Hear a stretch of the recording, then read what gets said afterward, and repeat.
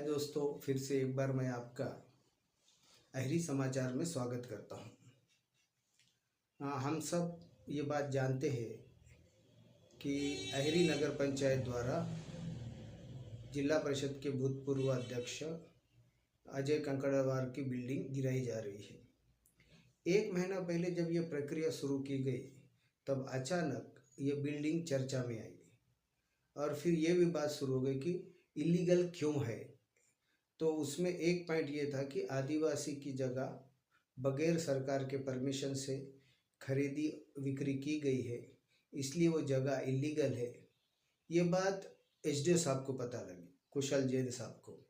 तो उन्होंने रिकॉर्ड खंगाला तो उसमें एक कंप्लेंट पाई गई कि इंदारम के एक युवक ने उस जगह के खरीदी बिक्री पर इसके पहले 2022 में आक्षेप लिया था। उस वक्त उस कंप्लेंट को पेंडिंग में रखा गया, लेकिन कुशल जैन साहब ने उसको निकाला, उसके ऊपर चर्चा की, जानकारी हासिल की और फिर उस बिल्डिंग जहाँ खड़ी है वहाँ पे जो 70 से 80 लोगों ने आदिवासी की जगह जो खरीदी बिक्री हुई है उन सब को नोटिस दिया और वो चौकसी उसकी अभी प्रलंबित है, शुरू है। अब इसमें और एक बात सामने आई कि इस तरीके से खरीदी बिक्री इस तहसील में कितने हैं। जब ये बात जिलाधिकारी के पास गई तो उन्होंने इस पे अपने अधिकारियों से चर्चा की और चर्चा करने के बाद अहरी के एसडीओ कुशल जैन साहब के नेतृत्व में 3 सदस्यीय समिति बनाई।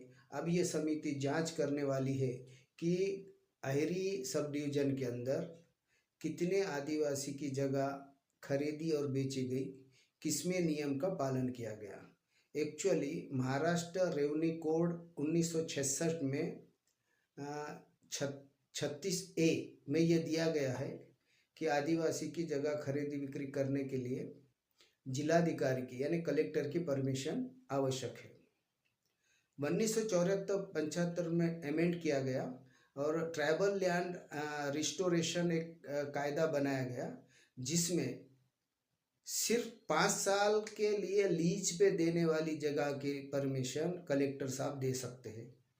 खरीदी बिक्री और दूसरे जितने भी प्रक्रिया है, चाहे गिफ्ट देना हो और मॉर्गेज करना हो, कुछ भी हो, तो उसके लिए गवर्नमेंट प्लस कलेक्टर इनकी परमिशन लगती है। तो ऐसे कम मामले हैं जहां कलेक्टर की परमिशन ली गई है।